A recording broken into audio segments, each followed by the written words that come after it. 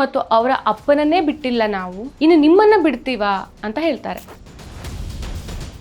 ನರಿಗೂ ಬಿಜೆಪಿಗರಿಗೂ ಯಾವುದೇ ವ್ಯತ್ಯಾಸ ಇಲ್ಲ. ಹಿಂದೂಗಳ ದೇವರ ಮೇಲೆ ನಿಜವಾದ ಪ್ರೀತಿ ಗೌರವ ಇದ್ದಿದ್ದೇ ಆಗಿದ್ರೆ ಆಗ ನೀವು ಹೋರಾಟ ಮಾಡಬೇಕಾಗಿತ್ತು.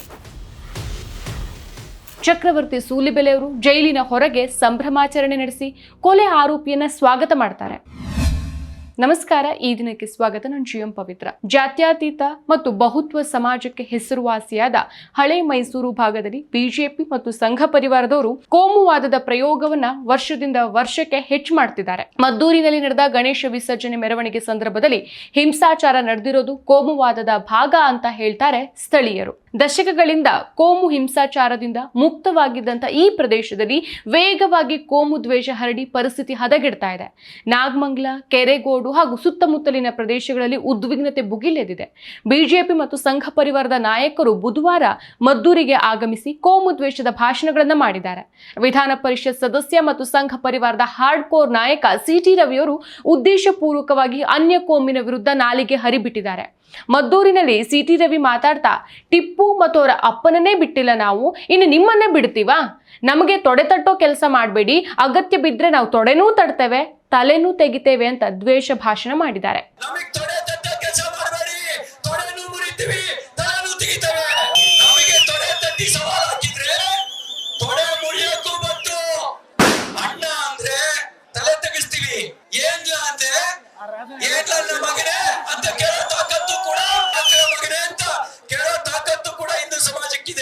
CT ರವಿ ಹಾಗೂ ಇದೇ ಬಿಜೆಪಿ ಸಂಘ ಪರಿವಾರ ಎಲ್ಲಿ ಹಿಂದೂ ಮುಸ್ಲಿಂ ವಿಚಾರ ಮುನ್ನೆಲೆಗೆ ಬರುತ್ತೋ, ಎಲ್ಲಿ ನಮ್ಮ ನಾಲಿಗೆ ಹರಿಬಿಡೋಕೆ ಅವಕಾಶ ಸಿಗತ್ತೋ ಅಂತ ನರಿಗಳ ತರ ಹೊಂಚ್ ಹಾಕಿ ಕಾಯ್ತಾ ಇರ್ತಾರೆ ಅಂತ ಅನ್ಸತ್ತೆ.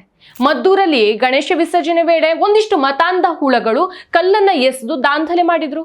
ಆ ಹುಳಗಳನ್ನ, ಆ ಕಿಡಿಗೇಡಿಗಳನ್ನ ಈಗಾಗಲೇ ಪೊಲೀಸರು ಅರೆಸ್ಟ್ ಮಾಡಿ ಚೆನ್ನಾಗಿ ಬೆಂಡೆತ್ತಿದ್ದಾರೆ. ಇಂಥವ್ರನ್ನ ಬೆಂಡೆತ್ತಬೇಕು ಕೂಡ. ಕೂಡಲೇ ಪೊಲೀಸರು ಕ್ರಮವನ್ನು ತೆಗೆದುಕೊಂಡಿದ್ದಾರೆ.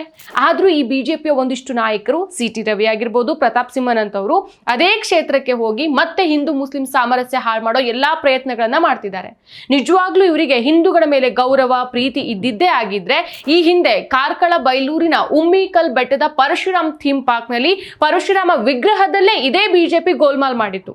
ವಿಷ್ಣುವಿನ 6ನೇ ಅವತಾರ, ಬ್ರಹ್ಮನ ವಂಶಸ್ಥ, ಶಿವನ ಶಿಷ್ಯ, ರೇಣುಕ ಹಾಗೂ ಸಪ್ತರ್ಷಿ ಜಮದಗ್ನಿಯ ಪುತ್ರ, ಪಾಶ್ಚಿಮಾತ್ಯ ಕರಾವಳಿಯ ಭೂಮಿಯ ಸೃಷ್ಟಿಕರ್ತ, ಇಷ್ಟೊಂದು ಮಹಾತ್ಮೆ ಇರುವಂತಹ ಪರಶುರಾಮನ ಮೂರ್ತಿಯಲ್ಲೇ ಮೋಸ ಬಿಜೆಪಿ ಮಾಡಿತ್ತು. ಸೊ ಹಿಂದೂಗಳ ದೇವರ ಮೇಲೆ ನಿಜವಾದ ಪ್ರೀತಿ ಗೌರವ ಇದ್ದಿದ್ದೇ ಆಗಿದ್ದಿದ್ರೆ ಆಗ ನೀವು ಹೋರಾಟ ಮಾಡ್ಬೇಕಿತ್ತಲ್ವಾ? ಯಾಕೆ ಮಾಡ್ಲಿಲ್ಲ? ಯಾಕೆ ಒಂದೇ ಒಂದು ಸಮಾವೇಶ ನಡೆದಿಲ್ಲ? ಯಾಕೆ ಒಂದೇ ಒಂದು ಮೆರವಣಿಗೆಯೂ ಹೊರಡಿಸಿರ್ಲ? ಯಾಕೆ?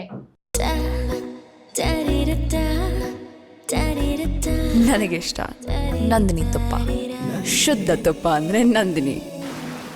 2016 ಮಾರ್ಚ್ 21ಕ್ಕೆ ಮಂಗಳೂರಿನ ವೆಂಕಟರಮಣ ದೇವಸ್ಥಾನದ ಸಮೀಪ RTI ಕಾರ್ಯಕರ್ತ, ಭಾರತೀಯ ಜನತಾ ಪಾರ್ಟಿಯ ಸಕ್ರಿಯ ಕಾರ್ಯಕರ್ತರಾಗಿದ್ದಂಥ ವಿನಾಯಕ್ ಬಾಳಿಗ ಅವರನ್ನ ಮಾರಕಾಸ್ತ್ರಗಳಿಂದ ಕೊಚ್ಚಿ ಕೊಲೆ ಮಾಡಲಾಯಿತು. ನಮೋ ಬ್ರಿಗೇಡ್ನ ಸ್ಥಾಪಕ ನರೇಶ್ ಶೆಣೈ ಅವರ ಅವ್ಯವಹಾರಗಳನ್ನ ಬಯಲ್ ಮಾಡಿದ್ದಾರೆ ಅನ್ನೋ ಕಾರಣಕ್ಕಾಗಿ ಈ ವಿನಾಯಕ್ ಬಾಳಿಗರನ್ನ ಹತ್ಯೆ ಮಾಡಲಾಗಿತ್ತು.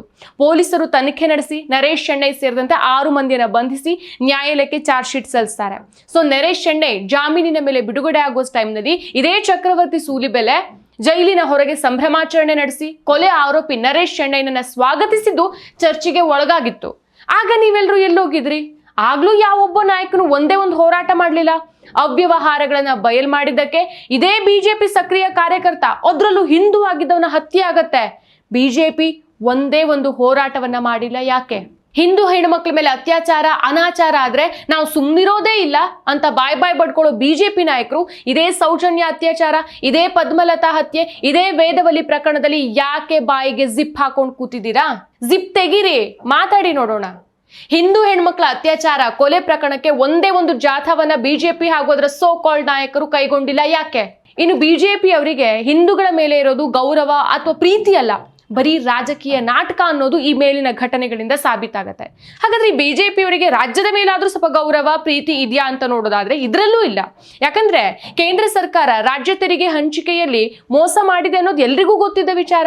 ಇದೇ ವಿಚಾರಕ್ಕೆ ಆಡಳಿತ ಸರ್ಕಾರ ಧರಣಿ ಕೂತಿತ್ತು. ಆಗ ಯಾವೊಬ್ಬ ಬಿಜೆಪಿ ನಾಯಕರು ಸರ್ಕಾರಕ್ಕೆ ಸಪೋರ್ಟ್ ಮಾಡಲಿಲ್ಲ. ಕೇಂದ್ರ ಸರ್ಕಾರದಿಂದ ನಮ್ಮ ರಾಜ್ಯಕ್ಕೆ ಮೋಸ ಆಗಿದೆ, ಇದನ್ನ ಸರಿದೂಗಿಸಿ ಕೊಡಿ ಅಂತ ಜಾಥಾ ಹೊರಡಿಸಿಲ್ಲ. ಈಗ ಹೇಳಿ ಬಿಜೆಪಿಯವರಿಗೆ ಇರೋದು ಯಾವ ಇಂಟೆನ್ಷನ್? ಅಷ್ಟೇ ಅಲ್ಲ, ಇದೇ ಮದ್ದೂರಿನ ಕೊಪ್ಪ ಗ್ರಾಮದಲ್ಲಿ ಹಿಂದೂ ಮುಸ್ಲಿಮರು ಗಣೇಶ ಹಬ್ಬವನ್ನ ಒಟ್ಟಿಗೆ ಆಚರಿಸಿ ಭಾವೈಕ್ಯತೆ ಮೆರೆದಿದ್ರು. ಇಲ್ಲಿ ಹೋಗಿ ಅವರ ಜೊತೆ ಗಣೇಶ ಹಬ್ಬವನ್ನ ಸೆಲೆಬ್ರೇಟ್ ಮಾಡಬಹುದಿತ್ತಲ್ವಾ? ಯಾಕೆ ಮಾಡಿಲ್ಲ? ಅಥವಾ ಮಾಡಿದ್ದನ್ನ ಕೊಂಡಾಡಬಹುದಿತ್ತಲ್ಲ, ಯಾಕೆ ಕೊಂಡಾಡಿಲ್ಲ? ಕೊಪ್ಪಳ ತಾಲೂಕಿನ ಎರಕಲ್ಗಡ ಗ್ರಾಮದಲ್ಲಿ ಹಿಂದೂ ಮತ್ತು ಮುಸ್ಲಿಂ ಧರ್ಮೀಯರು ಸೇರಿ ಗಣೇಶೋತ್ಸವ ಆಚರಿಸಿ ಧಾರ್ಮಿಕ ಸಾಮರಸ್ಯದ ಸಂದೇಶ ಸಾರಿದ್ರು. ಗಜಾನನ ಮಿತ್ರ ಮಂಡಳಿ ವತಿಯಿಂದ ಆಯೋಜಿಸಿದ ಈ ಗಣೇಶೋತ್ಸವದಲ್ಲಿ 4ನೇ ದಿನದ ಊಟದ ವ್ಯವಸ್ಥೆಯನ್ನ ಗ್ರಾಮದ ಮುಸ್ಲಿಂ ಸಮುದಾಯವೇ ವಹಿಸಿಕೊಂಡು ಭಾರತದ ಸಹೋದರತ್ವ ತತ್ವವನ್ನ ಮತ್ತೆ ಸಾಬೀತು ಮಾಡಿದ್ರು.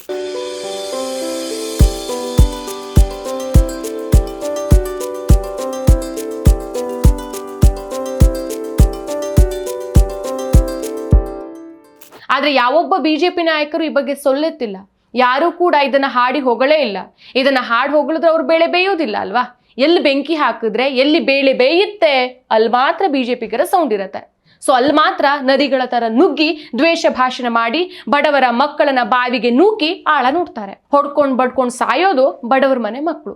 ಇವ್ರ ಮನೆ ಮಕ್ಕಳೆಲ್ಲ ಫಾರಿನ್ ಅಲ್ಲಿ ಆಕ್ಸ್ಫರ್ಡ್ ಯೂನಿವರ್ಸಿಟಿಯಲ್ಲಿ ಡಬಲ್ ಡಿಗ್ರಿ ಮಾಡ್ತಿರ್ತಾರೆ. ಆದ್ರೆ ಬಡವ್ರ ಮನೆ ಮಕ್ಕಳು ಮಾತ್ರ ಹಿಂದೂ ಮುಸ್ಲಿಂ ಅಂತ ಹೋರಾಟ ಮಾಡೋದು.